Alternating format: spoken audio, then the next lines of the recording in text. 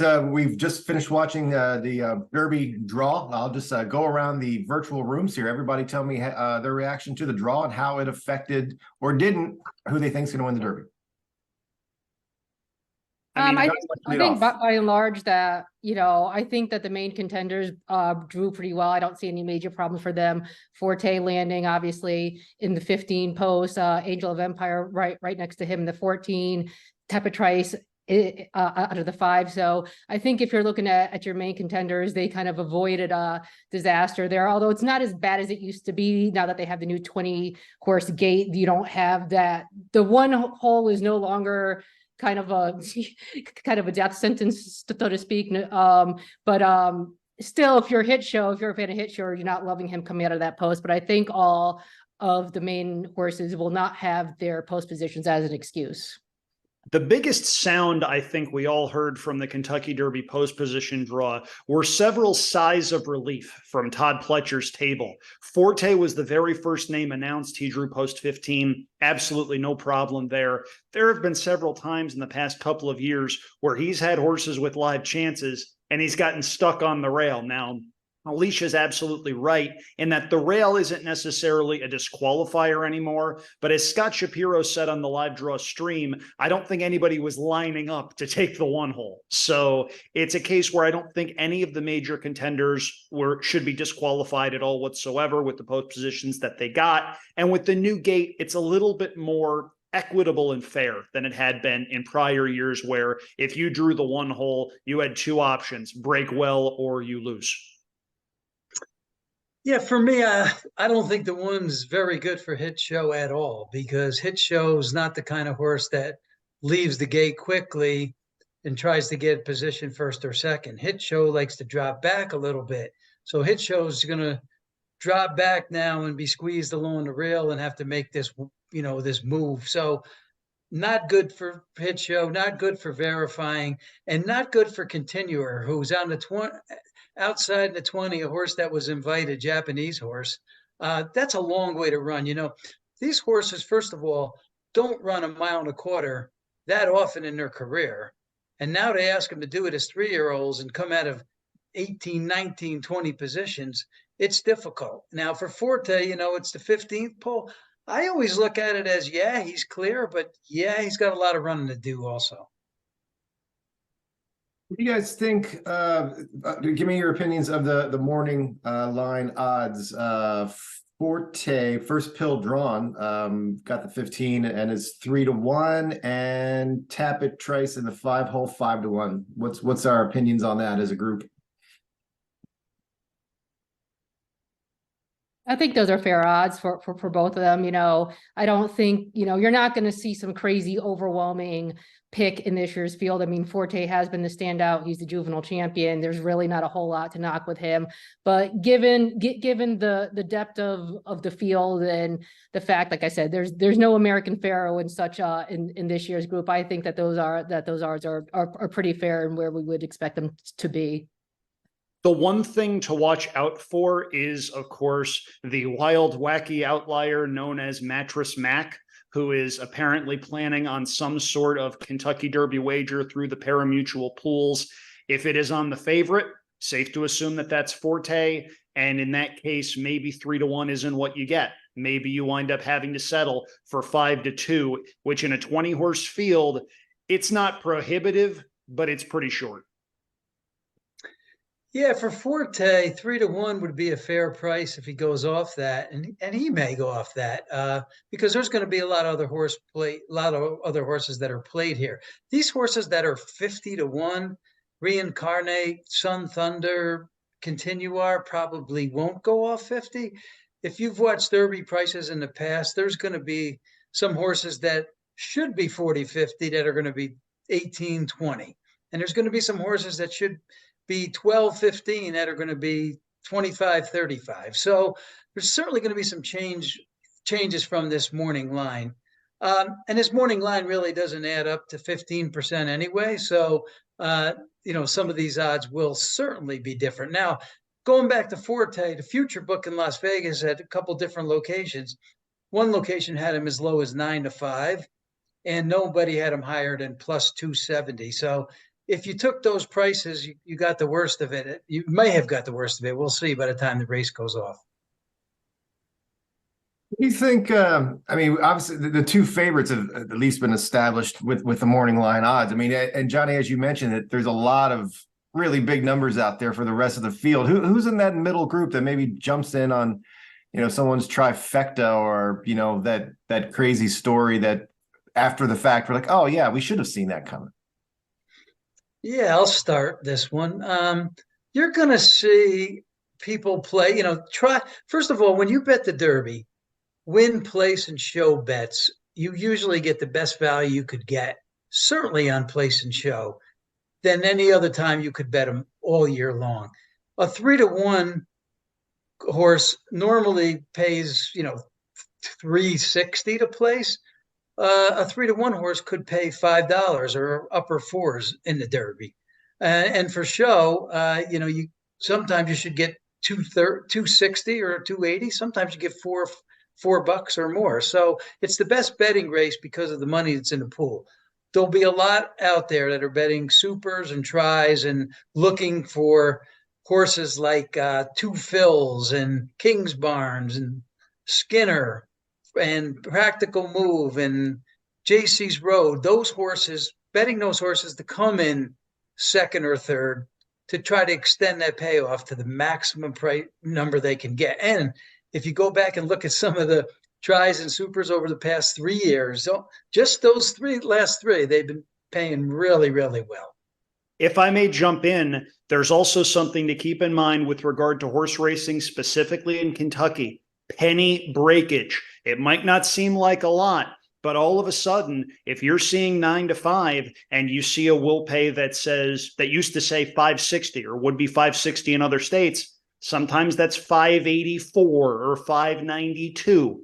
And that doesn't seem like a lot, but when you're hitting that wager X amount of times, it adds up. And it's one of those things that I'm fascinated to see. Anytime there's a big race in Kentucky with those big pools and money going every which way possible, John, you have it exactly right. That's where you find those overlays and that little extra pinch of value that you're not going to find in races that have 6, 8, even 10 betting interests. The Derby is its own beast.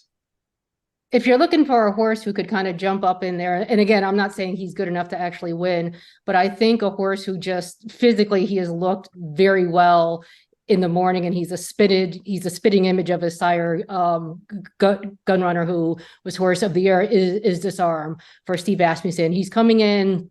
Steve said he's basically been playing catch up with this horse on the Derby Trail all season. He was second in the Louisiana Derby. He needed to run in the Lexington Stakes at Keeneland to get the points. He finished third, got enough points to to get in there. I like the way that he worked and the energy that he has shown coming out of that Lexington Stakes. I feel like he looks like a horse that still has something left in this tank. Steve Asmussen, obviously, this is the one race that he has not won in a career that has seen him pretty much win everything. And I think, I think this is a horse where, like I said, just judging by the energy he has shown and just his physical condition on the track, I think he's one who I wouldn't be surprised if he kind of gets himself up in there for the exotics. And he said he should be a decent price. Convince me, everyone. I don't know if it's too early to have a horse that you have your eye on that maybe you'll take a little flyer on this weekend. That's maybe not exactly on the radar. We touched on it a little bit here, but convince me about that one that's just going to make you look like a utter genius when you nail that on Saturday. So I'll go first. First of all, Forte is my top selection, but that's not the horse I'm going to give you. I'm going to give you some value underneath. And I think that exists with a horse named Skinner coming in from California. He was third in the Santa Anita Derby. I thought he got a lousy ride that day. I thought he moved early. I thought he was wide, and he did not finish with any punch, either the horse or rider. Skinner gets a massive jockey switch to Juan Hernandez. And if you haven't heard of Juan Hernandez, get familiar. He's been winning everything in Southern California in a very competitive riding colony. This is his first Kentucky Derby mount. And between Skinner's ability that he's hinted at, the running style he has where the faster they go early, the better his chances figure to be, and a really good young rider on him that I think moves him forward, Skinner is 20-1 on the morning line. I think that's a price you need to at least consider if you're playing those vertical exotics, your exactas, your tries, your supers. I'm not necessarily saying he's good enough to win, but if he runs second or third, I will absolutely be having a pretty big day. Johnny, Alicia, who you got? Give me somebody. Come on. Help me out. The two horses that I think are the best horses are Forte and Tapit Trice, which are not original picks. Forte, like I said, there's not really anything to shoot holes in with his form. You know, he's like the high school phenom who has kept going to become the #1 draft pick. The knock on him is like, some people are like, well, has he improved? Has he improved? You know, has he already peaked? Well, if he hasn't improved, he's still beating everybody in front of him. So what does that say? Tapit Trice, I just, nothing you see about this horse physically will make you not want to bet him. He is an absolute stunner. He is the most fluid moving horse on that track. He gets over the ground absolutely beautifully. He's way too successful to do this, but I would love to see this horse in a dressage ring because he's just a stunning mover out there. He floats over the track.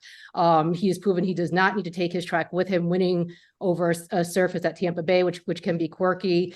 If you're asking me who I think, again, has potential to kind of jump up in there, he didn't get the best post, but Verifying is one that, you know, Brad Cox has been, you know, he obviously has his big horse in Angel of Empire, but if you talk to Brad, he has been supremely confident in the way that Verifying has been progressing and improving these last few months. You know, if you like what you see from Tapit Trice, you have to give a look to Verifying. He was only beaten a neck by him in the Bluegrass Stakes, gave him all he could handle down the stretch. You know, I think, you know, you want a horse for the Derby who's going the right way, who is making steps forward. You don't want a horse going backwards in form.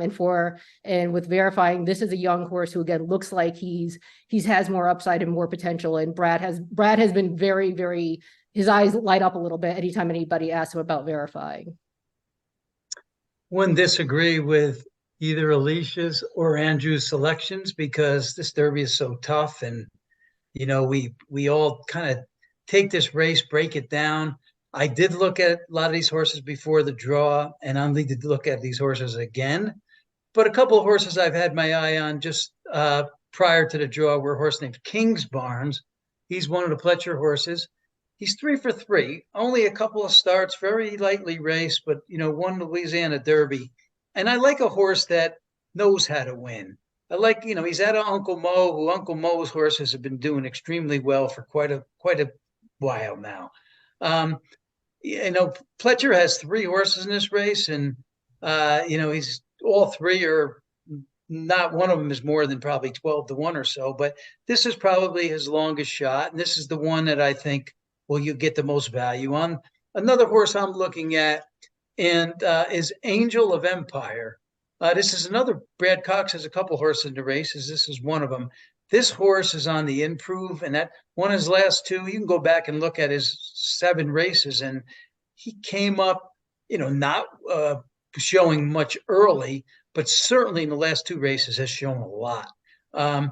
And so I'm looking for a horse that can probably get position, not be too far back in this race, at least a couple of horses, of course, not just one, but horses that can find position, not get caught in traffic, not get bumped early, which is difficult to handicap, but usually it's somebody that can stay on the outside and stay out of trouble. So that's a couple of horses I'm looking at. And, you know, the horses that Alicia and Andrew mentioned, I'll probably be using some of those also.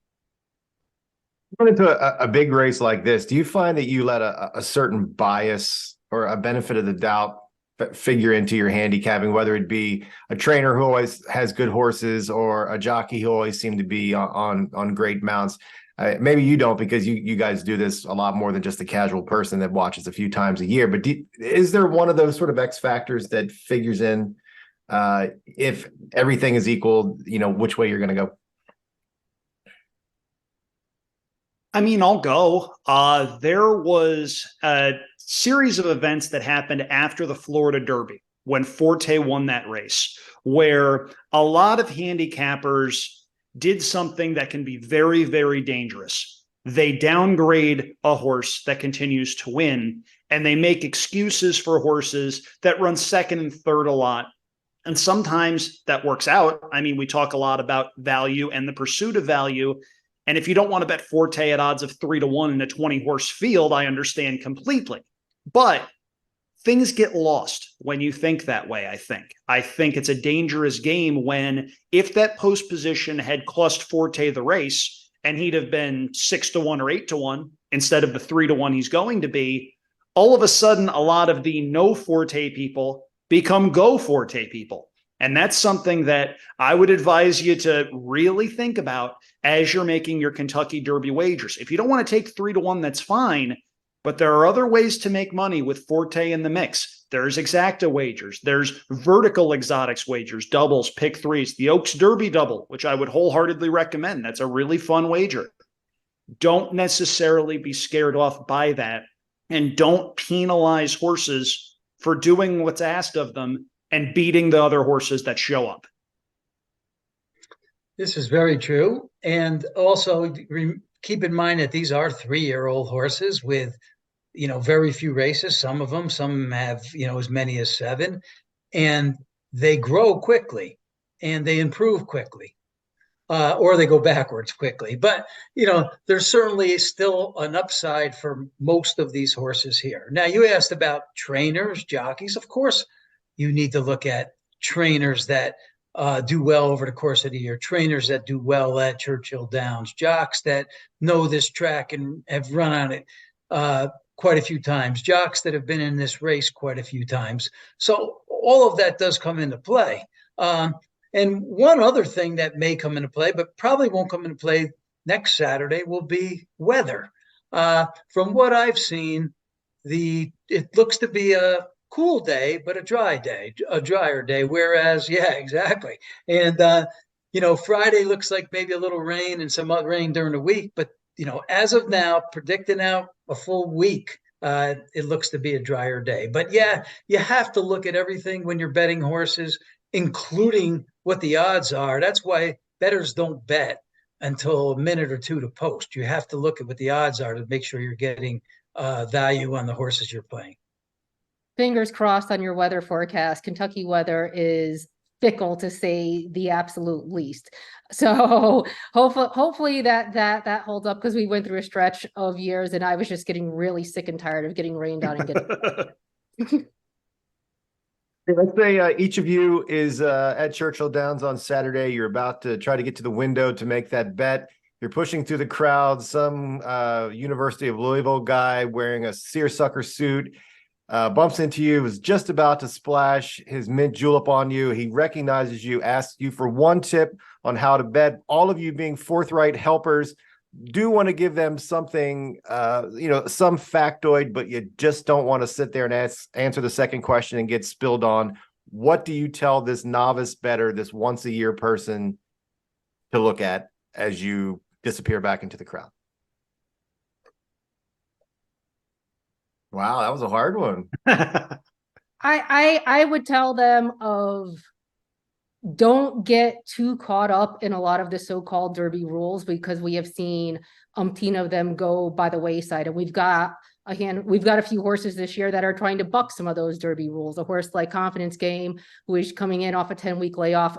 Personally, I hate it. I just hate that, he's trying to do something there that a lot of very good horses, before him have not pulled off. And, again, he looks great physically, but that's a tall ask at this point in his career against these type of horses. You have horses like Kingsbarn and Madge, who are trying to become, I believe, only the 4th horses to win the Derby, with only 3 prior career starts to their credit. The last horse who did it was Justify, who won the Triple Crown. So that shows you the kind of horse that you would need there. But again, we've seen, as all we need to do is go back 1 year to see evidence of the improbable. I don't know anybody who's honest who would tell me that there was a handicapping scenario in the world where they would have come up with Rich Strike. And yet there he was when we all thought it was Epicenter and Zandon. that we were getting the finish everybody expected. Here he comes up the rail and blows the whole thing to pieces. So, don't be afraid to, yeah, exactly. Don't be afraid to take a few swings, and don't let past history, hamstring them from doing that. What I tell him, if he's drunk, I tell him box the 2, 4, 6, 8, 10, 12, and then get on with Of course he's drunk. Get on with my bet. If he's sober, I give him 2 horses and tell him to use them with 5 or 6 others. And your conversation has to be short. When you're at the window, usually you know what you're doing, but sometimes you're changing your mind. You're going in another direction to maybe throw in, not changing complete order of what you had in mind, but certainly throwing something else that in the mix that you didn't have in mind when you walked up to the window. So make the conversation quick. I'll add one of the great quotes that I heard from Alicia, somebody you and I know a little bit, John Englehart, a guy that runs a website and does some writing. Bet with your head, not over it. Don't go insane because it's the Kentucky Derby. Don't let the pride and the pageantry and 100,000 people crying at Singing My Old Kentucky Home alter the way you approach the race from a handicapping standpoint. If you value yourself as a successful bettor, go with what makes you successful in your mind. Go with your convictions, and don't necessarily waver on those just because of the name of the race and how much money is in the pools. If you've got a strong opinion, bet your strong opinion in the way that will make you the most money if you happen to be right. It sounds very simple. We all know that it's not, but that's the guiding principle that a lot of very successful horse players go by. Now, following off of that, I'll ask a sacrilegious question and no one hang up. Let's take the betting out of it for just a second. As you said, the Derby is about stories. First Saturday in May, it's about dresses and big hats and suits and, bourbon. If you're not betting on it, even if it's the biggest long shot, what is the best story? Like what is the story, whether it be jockey, trainer, owner, the tearjerker, that would just make hearts sing if these connections won this weekend? I don't know if it's the biggest tearjerker story, and it certainly wouldn't be for Kentucky breeders. Japan has 2 horses running in the Kentucky Derby, and one of them, Derma Sotogake, he's not going to be the favorite, but he'll be among the top 5 or 6 choices at the betting windows. The Japanese breeding and racing programs are emphasizing a lot of things that America's breeding and racing programs have gotten away from. Things like stamina, soundness, longevity. America's breeding program has gone more towards speed and precocity and immediate rewards. Japan's breeding program has resulted in some of the most notable horses in the world winning some of the biggest races in the world. A Japanese horse won the Dubai World Cup this past year. They won a couple of Breeders' Cup races back in 2021 at Del Mar. The way they breed horses and the horses that are coming out of Japan, it's not necessarily if they'll win the Kentucky Derby, it's when. And when they do, you have to think there's going to be some sort of reckoning. And Andrew, who was the horse that kickstarted the Japanese breeding program? Oh, wait, was it our 1989 Kentucky Derby winner, Sunday Silence, that our Kentucky breeders wanted nothing to do with? And he went over there and single-handedly changed the entire shape of their program over there. Yeah, I mean, the Japanese horses have been, their whole programs, they've been dominant worldwide. They also won the Saudi Cup this year. I said, we've seen what they can do on the Breeders' Cup stage. So, it is, they said they are absolutely to be taken seriously. That being said, I know that the form of the UAE Derby has not held up well at all historically. I don't think there's been a horse in 18 tries that have hit the board in the Derby. I think the biggest challenge for horses that come overseas, and Aidan O'Brien, one of the world's great trainers, gave a fantastic interview on this a couple of years ago, is he's like, the Derby, he's like, they're not prepared for, in his words, the brutality of the Kentucky Derby. That 20 horse melee, 160,000 of your closest drunk friends screaming at you, all kind of everything that goes into it. It is a different animal than any of these horses we'll see, but especially these overseas horses. There's not really anything that they can replicate to come kind of close to that. So it is a challenge, but absolutely ignore the Japanese contenders at your own risk. And when like I said, it's, as Andrew said, it's not if, but when it's going to happen on this stage.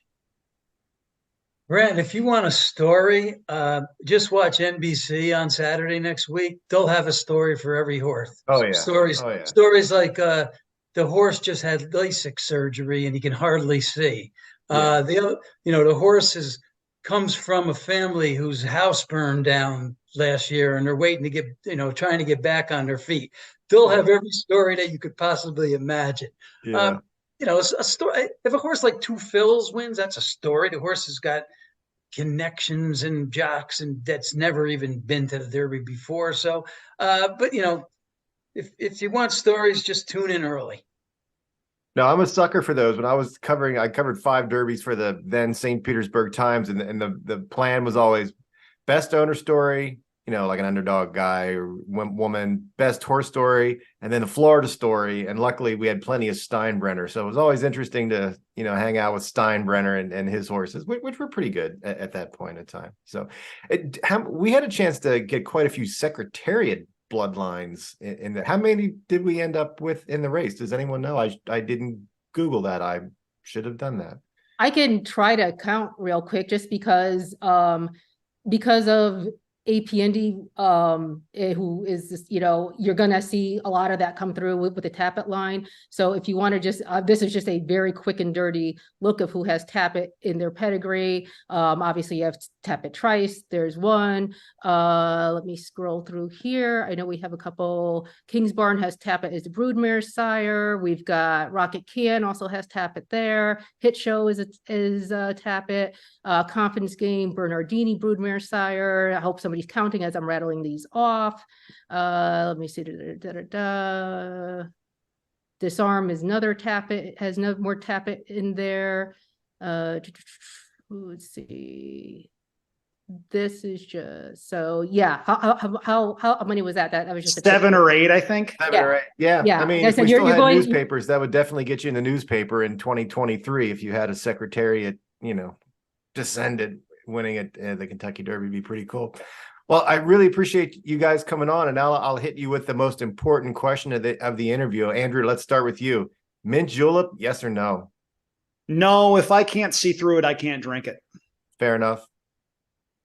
Trash Alicia? drink, waste of good bourbon. They really are terrible. Johnny? No, not doing it. IPA. Give me a good IPA any day. There's so much mint julep left for the folks there at the. Now at the the race. Oaks Lily drink is a very good drink. Nobody talked about the Oaks Lily. That is an exceptionally good drink that goes down dangerously easy. Well, send me the recipe. We'll put that in the credits, perhaps. So very good. Again, I really appreciate you guys. It was big fun. Good to soak into tap into all your knowledge.